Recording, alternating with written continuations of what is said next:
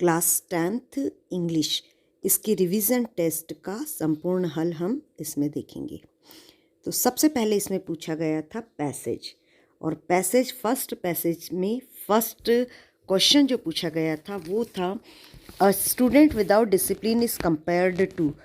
तो अनुशासन रहित विद्यार्थी की तुलना किससे की गई है? इसमें फर्स्ट का आंसर आएगा रडरलेस शिप। सेकेंड क्वेश्चन है who are the leaders of tomorrow, यानी आने वाले या भविष्य के नेता कौन हैं? तो इसका आंसर आएगा सेकेंड का students.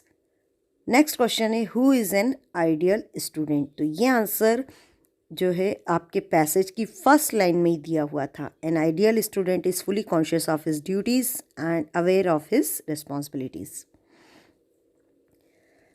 Fourth question D, according to Gandhi ji what quality should an ideal student have. एक आदर्श विद्यार्थी की क्या विशेषता होनी चाहिए? तो ये आंसर आपके सेकंड पैराग्राफ में दिया हुआ था। सेकंड पैराग्राफ में फर्स्ट लाइन में लिखा हुआ था second sentence, according to Gandhi ji he should have the quality of simple living and high thinking, अर्थात उसमें सादा जीवन उच्च विचार की विशेषता होनी चाहिए।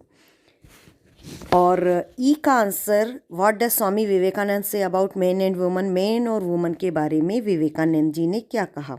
तो इसका आंसर था According to Swami Vivekananda, what our country now wants are men and women with muscles of iron, nerves of steel, who can accomplish their purpose in any fashion। अर्थात हमारे देश को ऐसे महिला पुरुष की आवश्यकता है जिसकी मसल्स आयरन की हो, स्टील की नर्व्स हो, और जो अपना उद्देश्य प्राप्त करने के लिए कुछ भी कर सकते हैं। सेकंड पैसेज था, उसमें फर्स्ट क्वेश्चन फॉल्स फ्रेंड, क्या करता है फॉल्स फ्रेंड? लीव्स अस, हमें छोड़ देता है। अ ट्रू फ्रेंड्स क्या करता है? रिमेन्स विद अस, हमारे साथ रहता है। Second question we know the true character of our friend, हम अपने दोस्त का सही कैरेक्टर कब पता कर सकते हैं? आंसर है when we are in trouble, जब परेशानी में होते हैं। Third question when do we not know the true character of our friends, हमारे फ्रेंड का ट्रू कैरेक्टर कब पता नहीं चलता? तो इसका आंसर है कि when we are happy and rich we can't know the character of our friend। फिर अपोजिट पूछा है, तो रिच का अपोजिट क्या आ जाएगा? पुअर, और हैप्पी का अपोजिट आ जाएगा अनहैप्पी या फिर sad. Who will be our true friend, कौन हमारा सच्चा दोस्त होगा? इसका आंसर आएगा the friend who remains with us when we are in trouble and help us, अर्थात जो हमारे साथ रहेगा परेशानी के समय, हमारी मदद करेगा, वही हमारा सच्चा दोस्त होगा। अब इसके बाद में दिया हुआ था नोट मेकिंग और समरी। ये नोट मेकिंग और समरी में टाइटल का 1 नंबर होता है और 3 नंबर नोट्स के, 3 मार्क्स होते हैं इसकी समरी के। तो पैसेज को पूरा पढ़ने के बाद में हमें मालूम पड़ता है कि पूरा पैसेज किस पर बेस्ड है? नीम पर।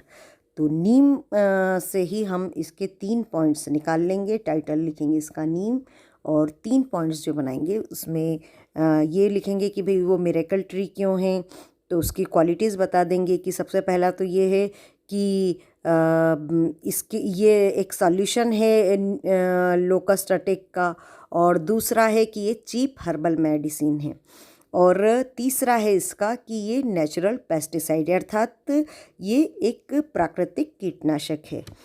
क्योंकि आप तो जानते हैं कि घरों में भी हम इनको यूज़ करते हैं गेहूं में को प्रिजर्व करने के लिए। फिर इसके बाद में है इसकी समरी। समरी हमेशा पैसेज का 1/3 भाग होती है। तो इस तरह से हम देखें तो जो मेन पॉइंट्स हमको मिलते हैं उसकी हम समरी बना सकते हैं, और उसमें जो है आपको ये ध्यान रखना है कि सेंटेंस कंप्लीट हो। फिर आपका फोर्थ क्वेश्चन था ऐसे से रिलेटेड। अब आपको ऐसे लिखना है, जो भी आपको अपना ऐसे याद है, चूँकि 10th क्लास में वंडर्स ऑफ साइंस का ऐसे आता ही है MP बोर्ड क्लास में, तो आप इसको बहुत अच्छे से कर लीजिए। और सबसे पहले आप इसको क्या करेंगे कि सबसे पहले आप इसका इंट्रोडक्शन याद करेंगे और कंक्लूज़न, क्योंकि इनके मार्क्स अलग से हैं और ये लिखना दोनों कंपलसरी है। ठीक है, तो आप सबसे इंट्रोडक्शन के 2 मार्क्स और कंक्लूज़न के 2 मार्क्स रहते हैं, तो आप इनको ज़रूर कर लें। और फिर आप जितने पॉइंट याद कर सकते हैं आप उतने करेंगे। 5th क्वेश्चन जो था वो था एप्लीकेशन का। अब एप्लीकेशन में आपको दिया हुआ था यू आर विवेक सिंह और स्कूल का नाम भी दिया हुआ है। तो सबसे पहले आप क्वेश्चन में देखेंगे आपको स्कूल का क्या नाम दिया हुआ है। आप अपने स्कूल का अगर नाम लिखते हैं तो आपको मार्क्स नहीं मिलेंगे, इसलिए यहाँ पर दिया हुआ था government higher secondary school Ujjain. आप कहीं भी रहते हैं आपको स्कूल का नाम government higher secondary school Ujjain ही लिखना है, तभी आपको 1 मार्क मिलेगा। एक और कन्फ्यूज़न मैंने देखा है बच्चों को डेट से रिलेटेड। डेट बच्चे हमेशा योर्स ओबीडियंटली नाम लिख के और फिर नीचे लिखते हैं, आपको वहाँ नहीं लिखना है। सीबीएसई पैटर्न आने के बाद अब आपको टॉप पर ही अपनी जो जिस दिन आपकी एग्ज़ाम होती है वो डेट आपको डाल देनी है। तो सबसे पहले डेट डालेंगे, फिर आप जो स्कूल का नाम पेपर में दिया है वो लिख दीजिए। Government higher secondary school Ujjain, यहाँ तक लिखने के 1 मार्क मिलेंगे। फिर सब्जेक्ट ये आपके क्वेश्चन में ही दिया हुआ होता है, तो सब्जेक्ट आ जाएगा in application for transfer certificate. बिल्कुल इजी सी एप्लीकेशन है। Sir most humbly I want to state that my father has been transferred from Ujjain to Sagar, so I am unable to continue my studies year, kindly issue me transfer certificate and oblige. सिर्फ आप इतना सा याद कर लें तो आपको 3 marks मिल जाते हैं। ये इसका मिडिल पोर्शन है। योर्स ओबीडियंटली ये आप याद कर लीजिए, और नाम क्या लिखेंगे, विवेक सिंह। विवेक सिंह क्यों लिखा है, क्योंकि क्वेश्चन में दिया है। ओके, तो ये ना योर्स ओबीडियंटली लिखने का 1 मार्क, और सब्जेक्ट लिखने का 1 मार्क, और जो एड्रेस लिखते हो आप स्कूल का नाम उसका 1 मार्क, और बीच के 3, इस तरह से 6 मार्क होते हैं इसके। अब नेक्स्ट है हमारा question number 6, fill in the blanks. She is thinking of, क्या आएगा, बाइंग। इसको जीरंड कहते हैं, ये मैं अलग से समझाऊंगी आपको। My father is a teacher, कौन से टीचर है मेरे फादर, रिटायर्ड टीचर। एक कन्फ्यूज़न बच्चों को रहता है कि ये प्रेजेंट का वाक्य है, इज लिखा है और रिटायर्ड कैसे आ गया, ईडी लग गया है तो पास्ट हो गया। ऐसा नहीं है, रिटायर्ड यहाँ कोई वर्ब नहीं है, ये एडजेक्टिव है। थर्ड है he is honest man. Honest यहाँ एच साइलेंट है, ऑनेस्ट पढ़ रहे हैं इसलिए इसका आंसर आएगा an. He doesn't have money, चूँकि नेगेटिव सेंटेंस है इसलिए इसका आंसर आएगा एनी। फिफ्थ है आई कम इन सर, तो ये चूँकि क्वेश्चन पूछा है इसलिए रिक्वेस्ट है इसलिए आएगा मी। और सिक्स्थ का आंसर आएगा बिटवीन, क्योंकि 2 लोगों के बीच का है। और सेवेंथ है हैज़। हैज़ क्यों आएगा, क्योंकि यहाँ पर वर्ब की थर्ड फॉर्म यूज़ की हुई है, टॉट, तो उसके साथ में हेल्पिंग वर्ब हैज़ आएगी। 7वां क्वेश्चन आपका है ट्रांसलेशन का। फर्स्ट क्वेश्चन है वह पत्र लिखता है, इसका आंसर होगा ही राइट्स अ लेटर।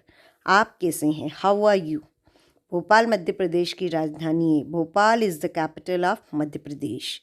मेरे विद्यालय में 20 कमरे हैं, तो इसका जो सही है, आप there are 20 rooms in my school लिखेंगे तो ज़्यादा अच्छा रहेगा, लेकिन अगर आपने लिखा है माई स्कूल हैज़ 20 रूम्स तो भी चलेगा। सूर्य पूर्व से उदय होता है, the sun rises in the east. क्या मैं अंदर आ सकता हूँ, मे आई कम इन। वर्षा हो रही है, इट इज़ रेनिंग। अब है इसका क्वेश्चन नंबर 8। इसमें ये आपके बुक से ही लिया हुआ है। इसमें पूछा गया है, थर्ड जो लेसन है उसमें पूछा गया है पैसेज देख के, डोंट बज फ्रॉम हियर। पहला क्वेश्चन, बज यानी यहाँ से मत हिलो, तो हिलने के लिए क्या जाएगा, इसका आंसर आएगा don't move from here. From which lesson has the extract been taken, किस लेसन से लिया गया है, तो लेसन का नाम क्या है आपके, सैल्यूटेशन टू द नेशन। और सरदार किशन सिंह व सरदार भगत सिंह ब्रदर, क्या सरदार किशन सिंह सरदार भगत सिंह के भाई थे, तो ये सेंटेंस गलत है क्योंकि वो उनके भाई नहीं थे, वो पिताजी थे। Who was going to take Bhagat Singh body, Bhagat Singh की बॉडी लेने के लिए कौन जा रहा था, तो उनके पिताजी, और उनका क्या नाम था, सरदार किशन सिंह। तो यही इसका आंसर होगा, Sardar Kishan Singh. Next question number 9। इसमें जो पैसेज दिया हुआ है वो आपकी बुक का second lesson the power of determination से लिया हुआ है। अब इसमें पहला क्वेश्चन पूछा है, the word in the passage similar in meaning to disable. Disable मतलब अपाहिज, तो क्रिपल आ जाएगा। What had cause the disability to the boy, बच्चे को क्या डिसेबिलिटी क्यों हुई थी, ही गॉट बर्न, क्योंकि वो जल गया था। The name of the boy was, बच्चे का नाम क्या था? Glenn Cunningham. और how did mother help the boy to overcome his disability, कैसे मदद करी माँ ने? Every day his mother would massage his little legs, रोज पैरों की मालिश करती थी। Question number 10, what did three revolutionary do while going towards the place of execution, क्या किया उन्होंने पैट्रियोटिक सॉन्ग गाए और क्या नारा गाया? इंकलाब जिंदाबाद, साम्राज्यवाद मुर्दाबाद।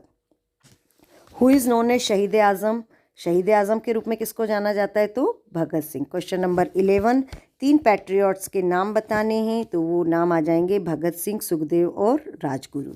क्वेश्चन नंबर 12, ये पोएम चिल्ड्रन से लिया हुआ है। इसमें फर्स्ट क्वेश्चन था कि चिल्ड्रन के हार्ट में क्या है? तो बर्ड्स एंड सनशाइन। पोएट के हार्ट में क्या है? Wind of autumn. और पोएम का नाम children. Question number 13, where do the windows open, तो इसका आंसर आएगा windows open in the east. अब question number 14, what lies in the hearts of children, बच्चों के हार्ट में क्या है? तो व्हाट को हटा के आप लिख देंगे birds and sunshine. What does light stand for in the poem, इसका आंसर आ जाएगा light stands for knowledge. Question number 15, ये जो क्वेश्चन नंबर 15 है ये आपकी वर्कबुक से लिए हुए हैं। वर्कबुक की फर्स्ट चैप्टर का क्वेश्चन है, why was the boy happy all the day, बच्चा सारा दिन खुश क्यों था? क्योंकि वो सवेरे जल्दी उठ गया था। The boy was happy all the day because he woke up before morning. How does a mosquito begin its life and where, एक मच्छर के जीवन की शुरुआत कहाँ और कैसे होती है? तो एक मच्छर के जीवन की शुरुआत कहाँ होती है और कैसे होती है? तो मच्छर के जीवन की शुरुआत लार्वा के रूप में होती है और वो भी ठहरे हुए पानी में।